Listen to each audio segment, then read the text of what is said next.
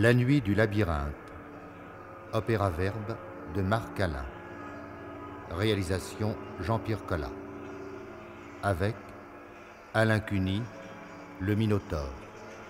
Daniel-Émile Forte, l'aveugle. Annie Bertin, Ariane. Jean-Paul Sisyphe, l'architecte. Jean-Pierre Joris, le scribe. Pierre Constant et Sylvie Artel, le chœur.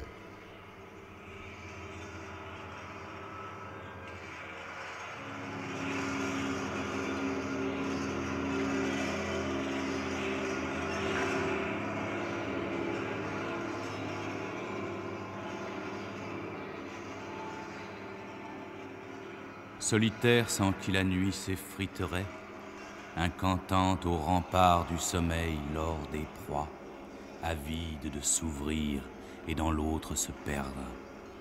Ton air se réduit avec l'ombre et les prises, rapace. La clarté dévore la ténèbre, et tu n'auras pour ciel bientôt que cette page funèbre où j'ai signé ton vol.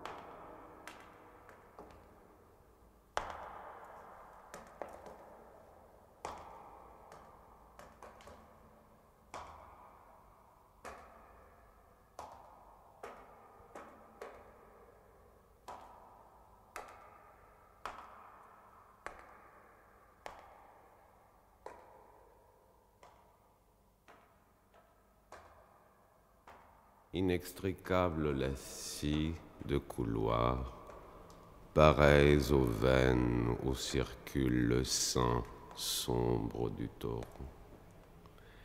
Escalier au degré plus tranchant que le glaive, silo, cellules dont les parois enserrent le même espace.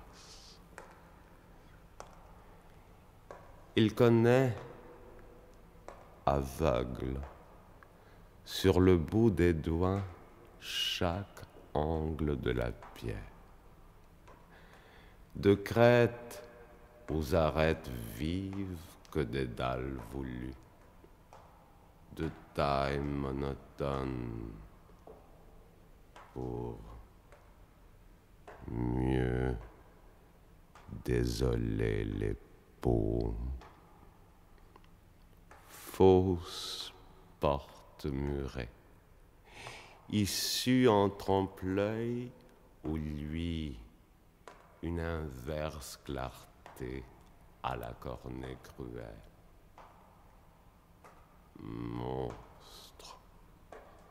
Monstre d'architecture où divague la morne créature née de la bête et de la faim, enfer de l'infini, inventé, labyrinthe. Il t'arrive en toi de te perdre.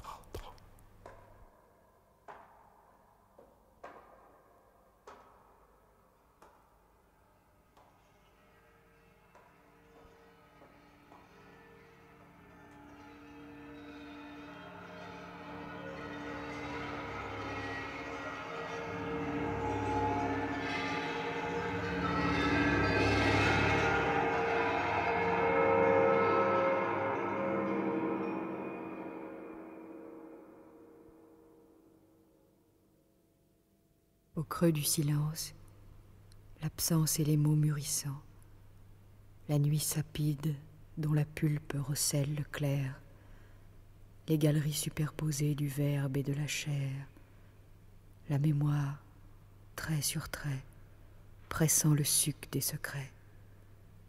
partout affleure le fond halluciné qui fermente.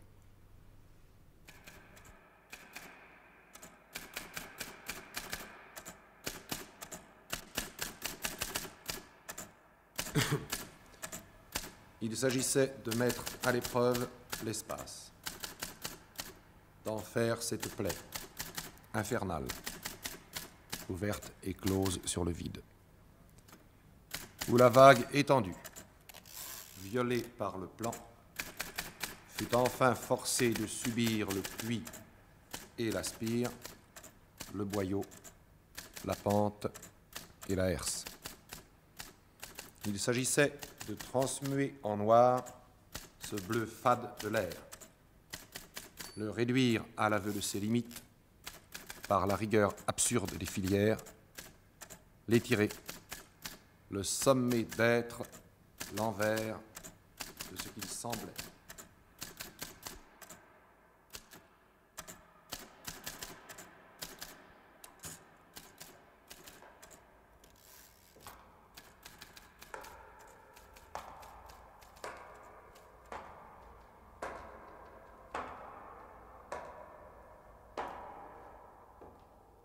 Tournés vers le dedans, les yeux de l'architecte sont les issues du labyrinthe.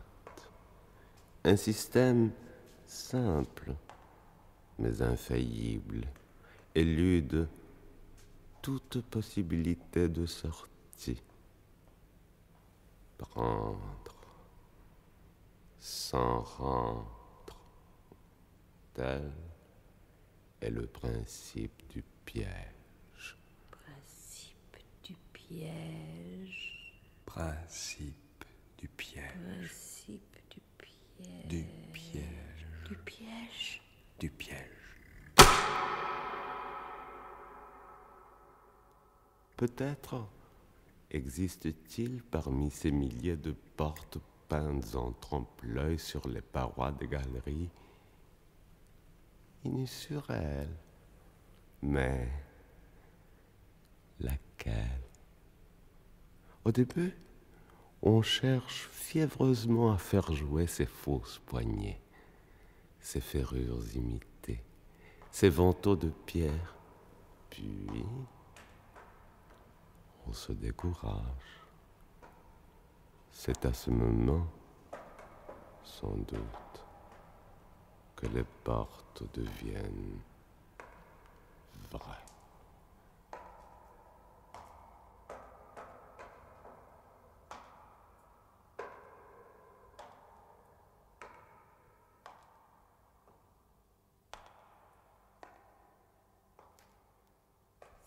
Certains assurent Sans savoir. qu'ils volent sous les voûtes du dédale. Chauve-souris Précédé d'inaudibles musiques. D'autres prétendent qu'il se plaint. Qui écoute, pourtant n'entend rien que le bruit du sang sien à ses tempes.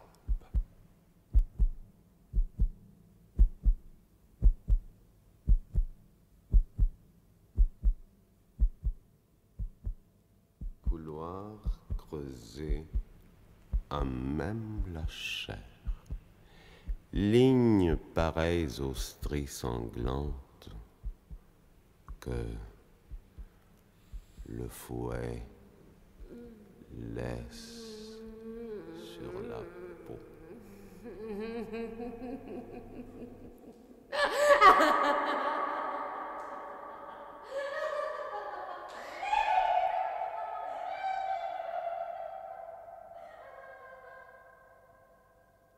Quelle foule se presse au creux bleu des artères. J'entends des rires, des souffles, parfois des gémissements. Une gigantesque soufflerie accélère le mouvement de chute des personnages dans l'invisible.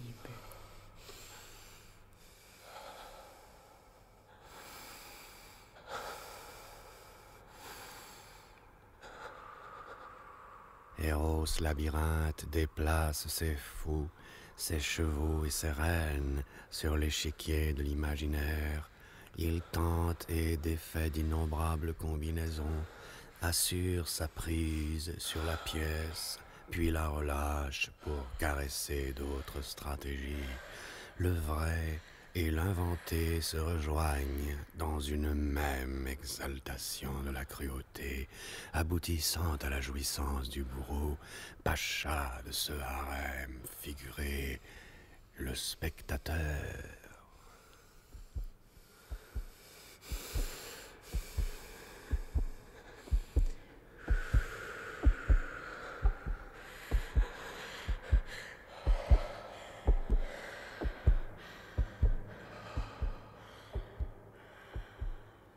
Souvent, dans la touffeur des siestes, quand tout se dénoue, et que dehors la mer semble flamber comme un alcool, nos femmes embuées, béantes sur l'autel du lit où se sont échangés les délectables holocaustes, murmurent en dormant son nom. Et nous nous écartons d'elle, songeant à la reine éprise de l'animal fabuleux dont l'étreinte conçue pour le mal, le monstre.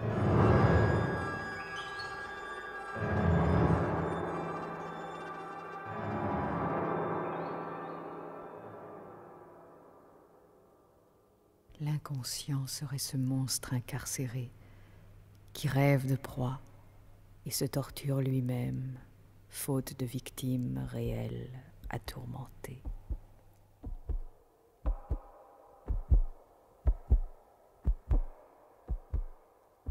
Le corps est labyrinthe.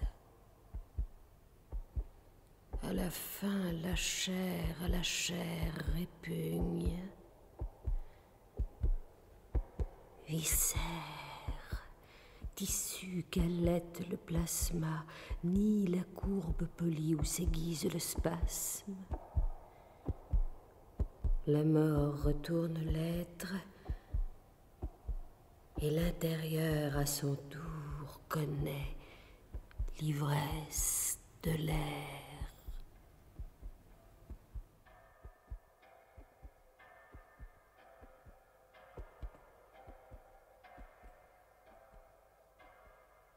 Sort-il la nuit avec les morts de vin lavé, avec Les bêtes de l'obscur tout le jour cachées sous les pierres, du fond de nos demeures fermées à double tour.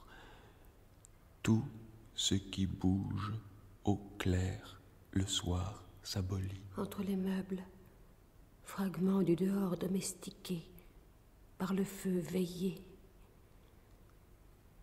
nous pressentons que l'ombre étend au monde le dédale.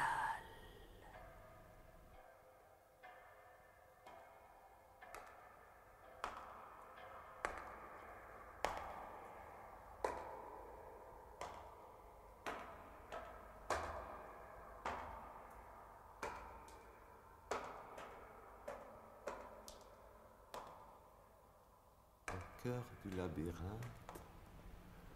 dans le recoin le plus inaccessible, une araignée géniale et mélancolique tisse le fil des couloirs. Une maille à l'endroit, une maille à l'envers, la pierre se faufile dans la pierre se noue à la pierre, le fil de la pierre est fil d'un rasoir.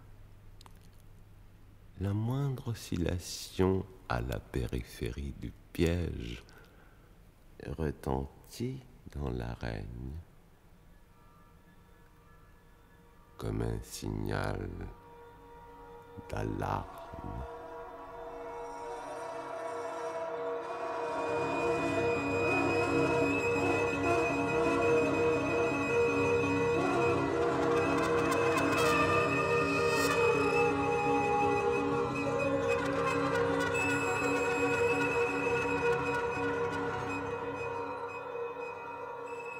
À force d'habiter l'indéchiffrable nuit, et par tous d'être créé, je ne suis plus qu'informe infini, glaise sale, où chacun peut laisser l'empreinte de ses peurs.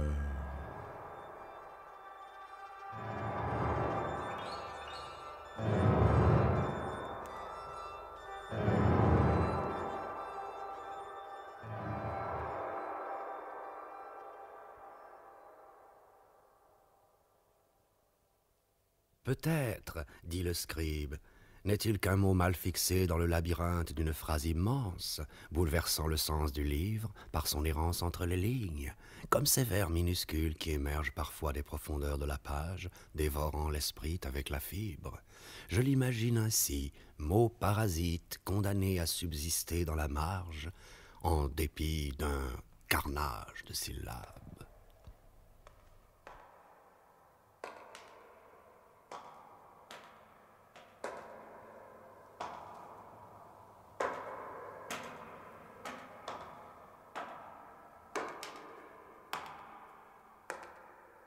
Pourquoi chercher s'il n'est rien à trouver? Se perdre. Tout est là. Se perdre. Se perdre. Se perdre. Qui sait se perdre?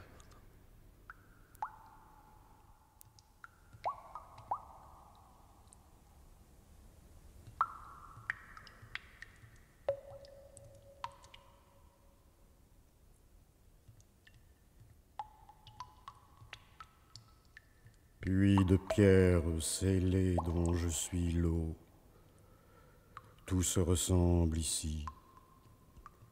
Pourtant, chaque nuance de l'ombre met signe à déchiffrer. Connaissance. Du moindre bloc, j'éprouve le grain. Il a son histoire. Je sais parler le minéral, penser l'effort des fondations, soutirer de moi-même des seuils et des cieux. Le dehors que je crée, de mon profond séjour propage l'image. Propage l'image. Est-ce sage, cette image qui sans cesse voyage? Propage, propage, l'image.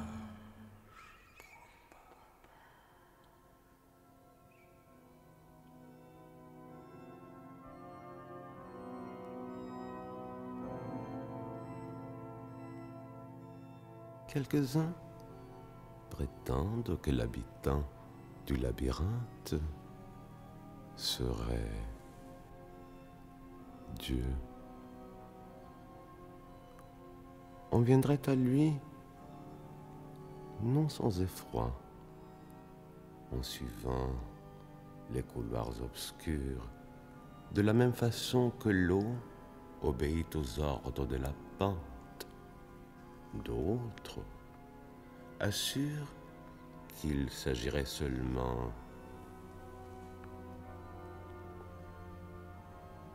de la mort.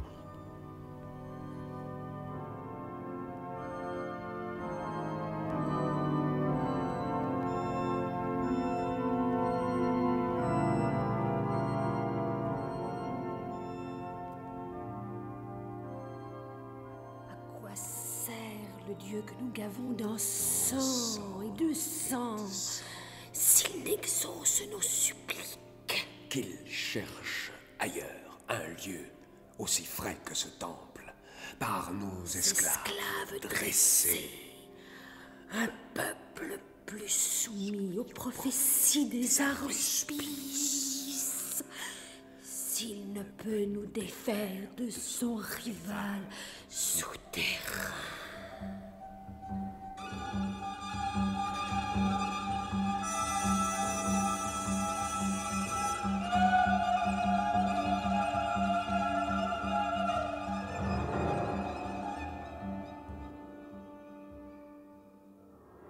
On voit en effet, de loin en loin, une barque d'ébène massive et luisante, qui glisse sans bruit sur l'eau plate et vite disparaît.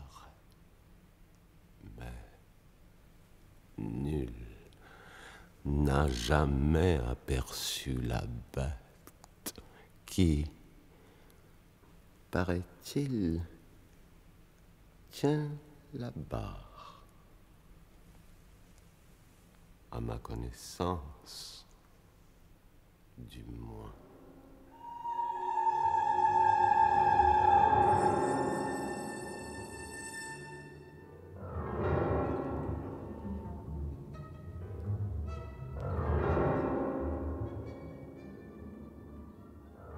Visage vil, en trompe-l'œil.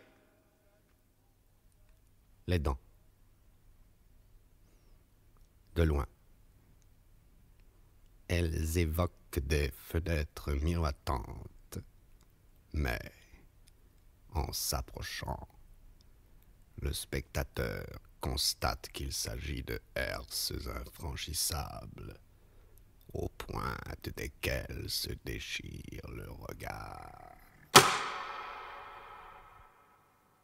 Divisez-moi en oubliettes, en catacombes, en absence, disait l'ombre trouée de becs et de lampes. Monde, ventre ouvert, tu te meurs d'être sans cache. En moi, vous aurez vos terriers éternels où hibernez chaudement dans les siècles des siècles.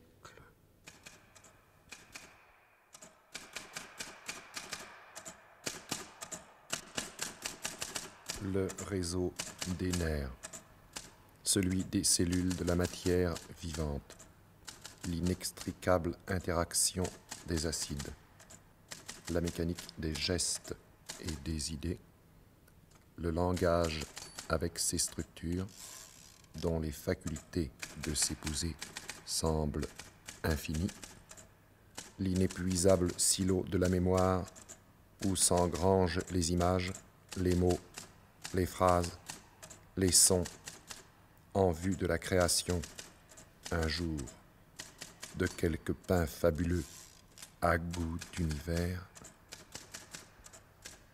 Tout est labyrinthe.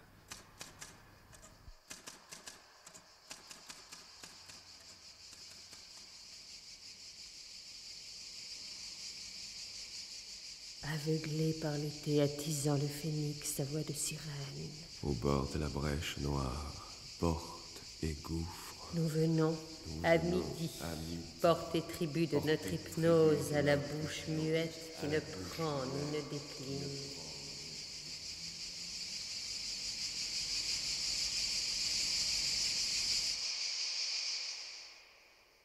N'osant trancher ce nœud gordien des couloirs et de sentes, au milieu duquel il se tient comme en ses fils l'araignée.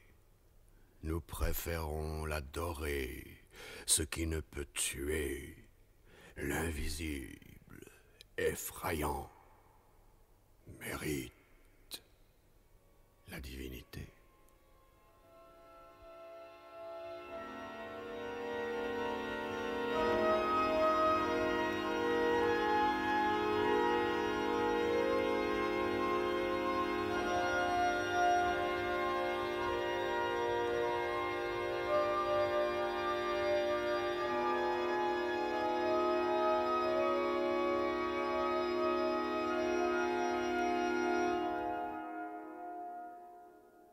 Dans le commencement, je n'étais qu'arabesque, masque de foudre, scarabée, parole ou fresque, tendre aura du réel sur l'écran du ciel projeté.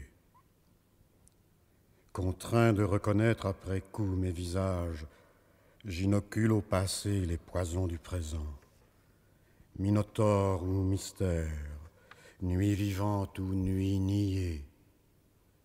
je reste la question devant l'homme, béante comme l'insatiable tombe au bout du temps.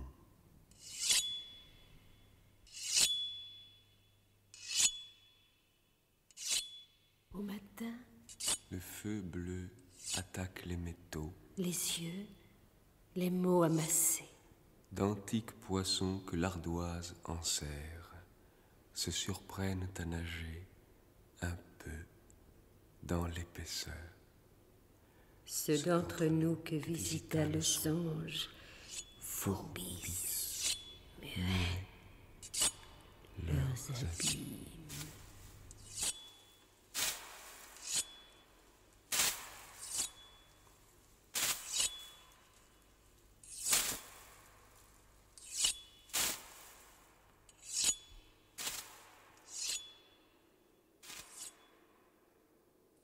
On croyait autrefois que l'entrée du labyrinthe se trouvait en un lieu géographique précis, la crête.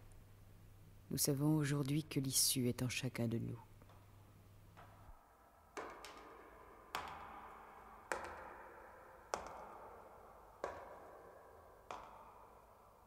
Au début, la seule idée de l'approche du monstre ferait pousser des hurlements d'horreur. Ensuite, à force de solitude, on en arrive presque à souhaiter sa venue.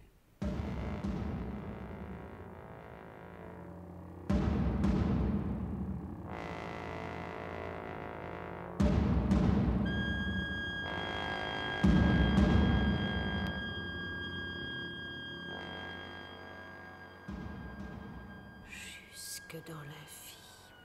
Jusque dans l'infime. L'étendue se soulève. L'étendue se soulève. Et complote des fins à ne jamais finir. Et complote des fins à ne jamais finir. En l'ombre, sans bouger, louer l'ombre mouvante.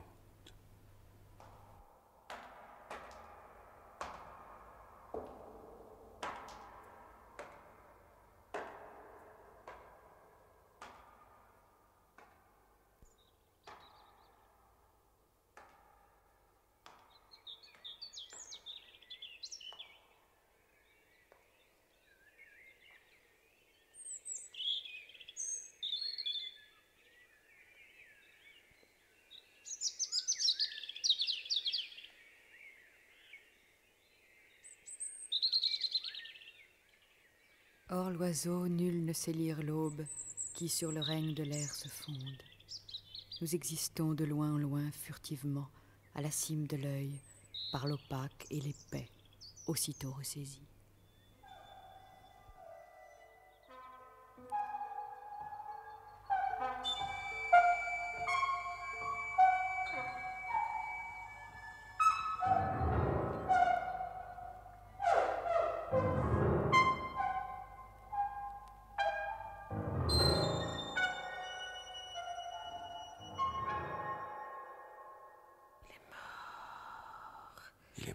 Il est mort, disent-ils, incarcéré dans la durée.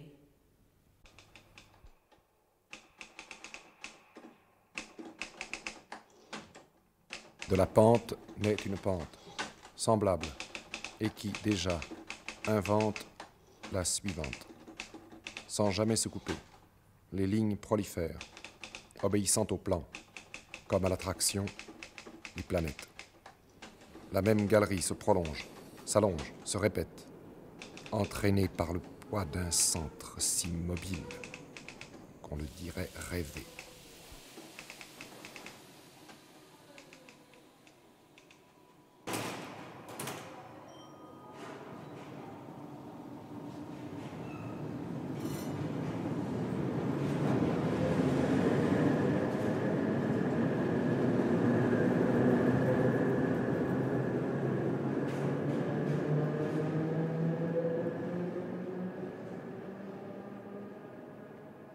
Condamné à l'immortalité, des dalles ancestrales déroulent sans fin les parchemins où s'inscrivent les plans des couloirs neufs du labyrinthe.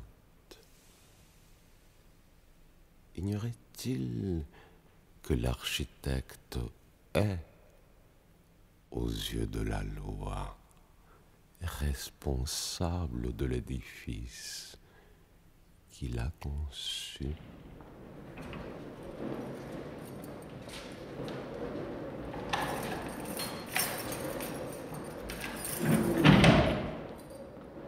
Monsieur le Président, messieurs les jurés, je vais vous donner lecture de l'article 8 du Grand Code. Oui. Silence, silence, je vous prie, je lis. Je lis. Article 8, page 10 042 000, paragraphe 22. Le bâtisseur devra suivre en toutes circonstances le sort de sa création. En cas de sinistre, éboulement, incendie, inondation, il demeurera à bord ainsi que le capitaine d'un navire en perdition, obligation lui étant faite par le Code d'honneur de l'ordre de sombrer avec son bâtiment. En revanche, son nom figurera sur une plaque de marbre commémorant pour les siècles des siècles le degré d'excellence auquel il était parvenu dans la profession.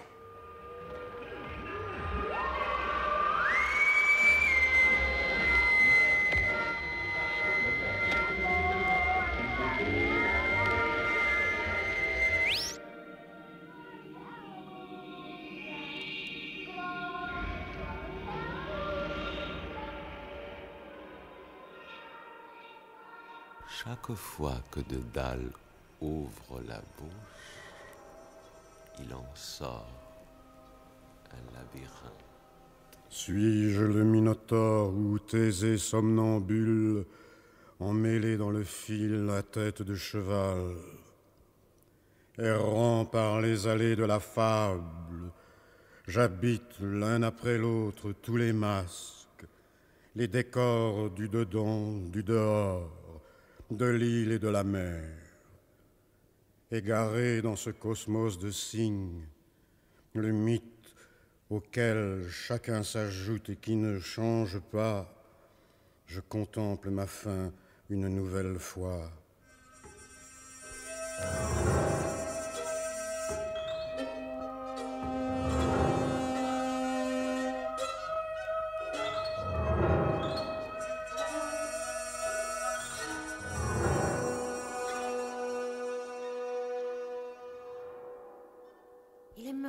Il est mort, disent-ils. incarcéré dans la durée.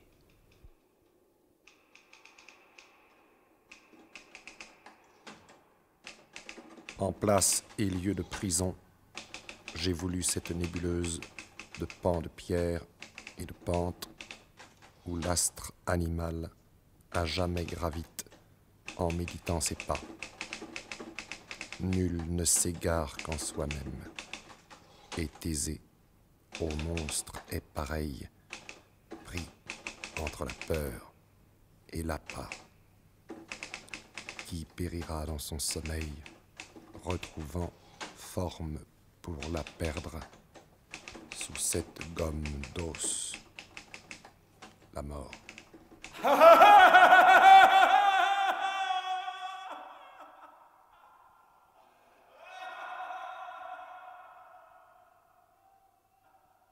Puisque dans les lignes du plan né de lui, l'architecte s'est perdu, étranglé par le trait, la prudence consisterait à nier les chevaux.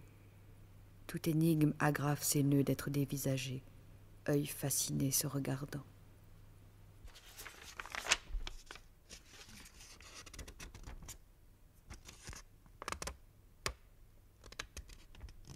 Peut-être. Les parois du mythe sont-elles formées de livres, de volumes pétrifiés entassés les uns sur les autres? Cela expliquerait la nature étrange de ce silence qui semble fait d'idées, de phrases, de mots enchaînés, muselés, tenu par force de se taire, ainsi fixé entre des liens d'acier, de pierre, de ciment et de mémoire.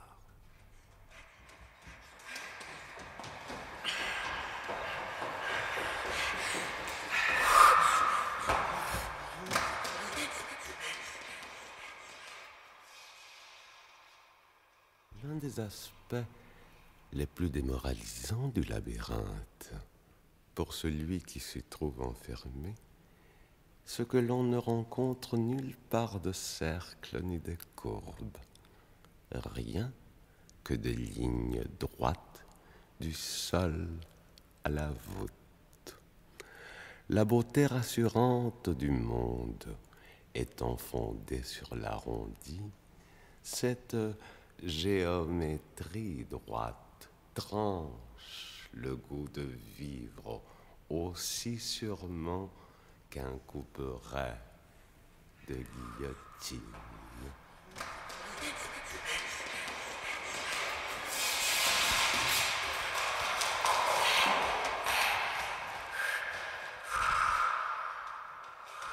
Déferlement d'ombre dans les veines des couloirs, sang de dédale ou galop fou de la bête.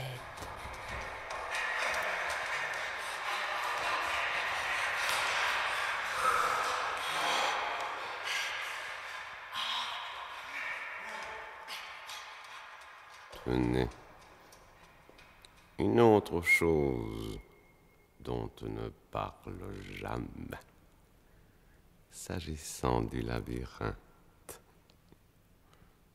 Le toit, l'énorme couvercle de pierre, de terre, de montagnes, d'arbres posés sur le lacis interne et grandissant avec lui.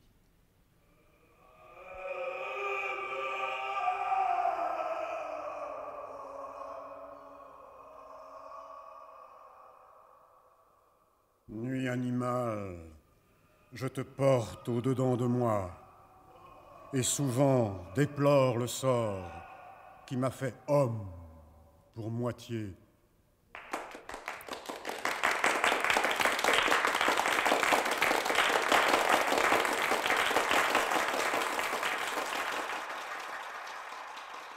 L'homme du XXe siècle, mesdames et messieurs, est à la recherche d'une civilisation de type labyrinthique. Oui, je dis bien labyrinthique.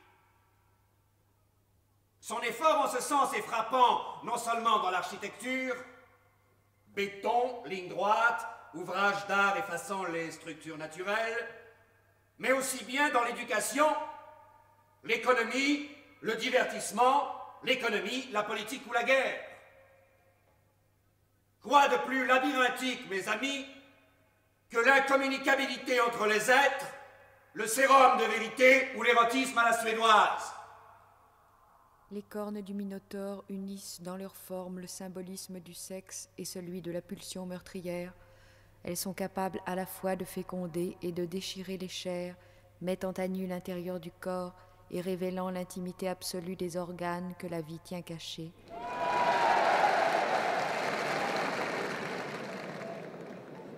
Toutefois, ce chef-d'œuvre de remise en ordre définitive de l'humanité, un monde propre enfin, net, fonctionnel, dépouillé à la fois des petitesses et des grandeurs, reste encore freiné par des empêcheurs de tourner en rond, dont l'élimination, heureusement, est en bonne voie.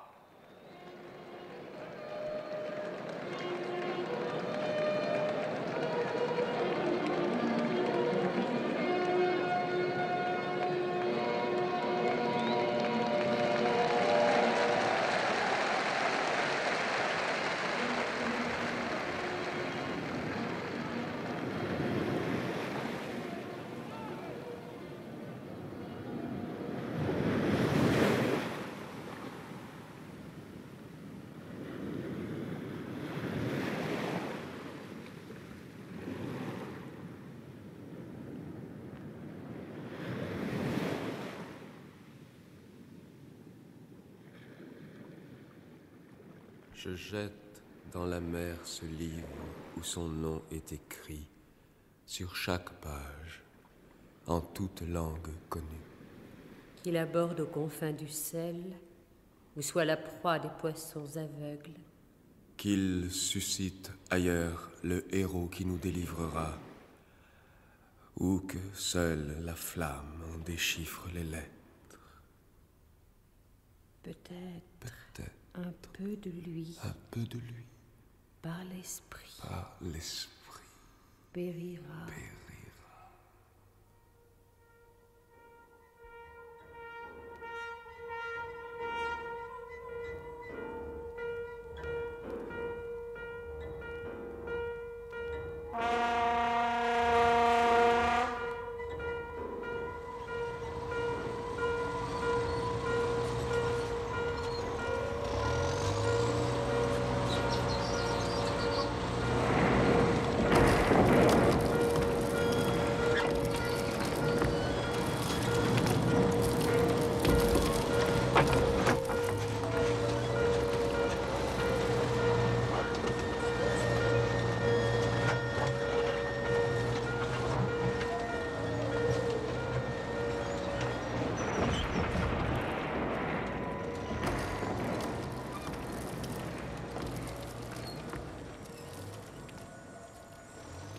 Combien traque l'obscur, encore en la foule des lampes, le sens secret, le repli fier, l'image entre les lignes, ce qui, rare, se dissimule et s'accroît de l'effort nécessaire à l'accès de son centre phosphorescent. De l'idée jusqu'à Dieu, rien de majeur ne s'abandonne au grand jour usuel. Toute profondeur détermine le vertige d'une chute, l'âpreté du péril. Seule s'offre la surface, effigie, vide profil, comme un masque de mort repeint aux couleurs de la peau. Écorce n'en serrant, pulpe ni souffle, parodie de la face, façade. Que faire de cette terre publique où ne germe plus que le chiffre, où les vocables et ce qu'ils recelaient du souffle essentiel blanchissent avec l'encre. Plus de Tibet, de Thébaïde, d'îles spirituelles, où les voyants veillaient pour que le feu méditant du langage ne s'éteigne aux heures mortes du sommeil. Et sans le savoir, tous les autres rêvaient mieux, la sève des vieux livres et des symboles verts s'infiltrant en eux, dénoués. Chaque jour, le ray d'ombre diminue dans l'intervalle entre les choses, les êtres, toute saillie rognée, tout contraste aboli, l'utile seul crée le mouvement. Ici et partout, la planète se répète, gratte-ciel, autoroute, ce qui monte et ce qui unit de bas en haut d'une ville à l'autre, la même, hérissée de semblables toits crêtés d'antennes de fils reliant les parties à la machine mère, assurant sur le je, par l'image et le son, l'emprise de l'ensemble, procurant l'air, l'eau, la clarté, l'idée, en échange d'une fixité consentie, la mort, qui se nourrit, fait l'amour, travaille et dort, la mort vive. Tout crépite d'éclairs dans l'étendue autour des tours, et sur les pylônes ponctuant les ultimes champs érodés d'âcres chimies, la vibration des ondes est pareille aux essaims d'insectes l'été, attirés par quelque informe viande pourrissante au grand soleil.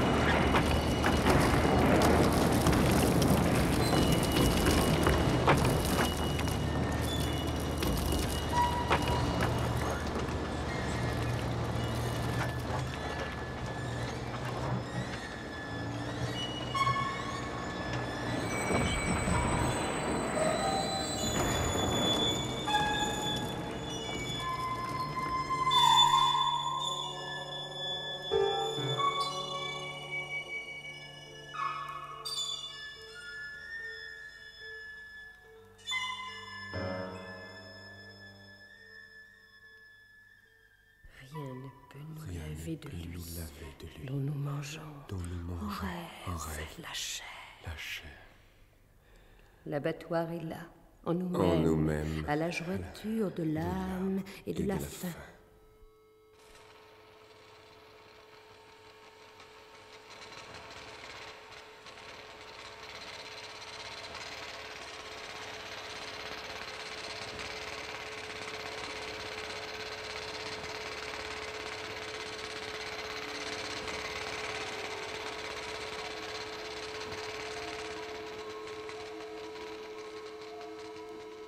Thésée, le technocrate, dévide son fil d'Ariane. La conscience. Sans se douter un seul instant de la fragilité de cet article de mercerie. Cela s'en mêle, se noue, se coupe à toutes les aspérités, brouillant à jamais la route du retour. Pourtant, il n'interrompt point sa marche, évaluant avec précision les possibilités touristiques, Hypothèse d'une utilisation traditionnelle du monument. économiques Récupération du matériau après démantèlement. ou gastronomiques. Élevage systématique de minotaures de boucherie, création d'un complexe abattoir, conserverie. Dans la nuit frémissante et peuplée de signes, il avance à grands pas.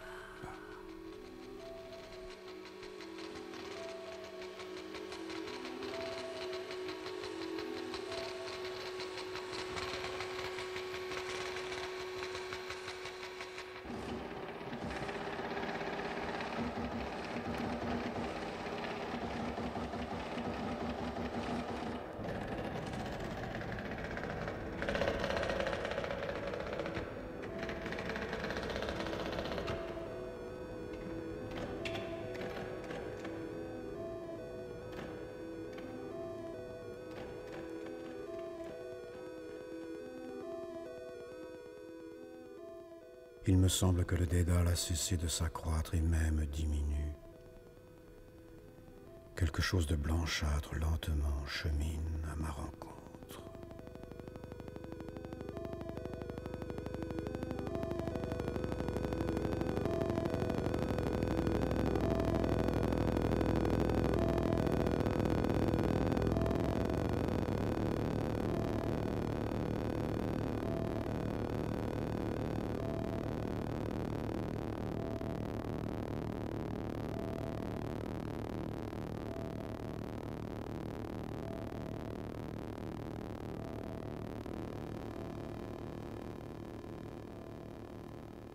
C'était La nuit du labyrinthe, opéra-verbe de Marc Alain. Réalisation Jean-Pierre Collat. Avec Alain Cuny, le Minotaure, Daniel-Émile Forcq, l'aveugle, Annie Bertin, Ariane, Jean-Paul Sisyphe, l'architecte, Jean-Pierre Joris, le scribe, Pierre Constant et Sylvie Artel, le chœur.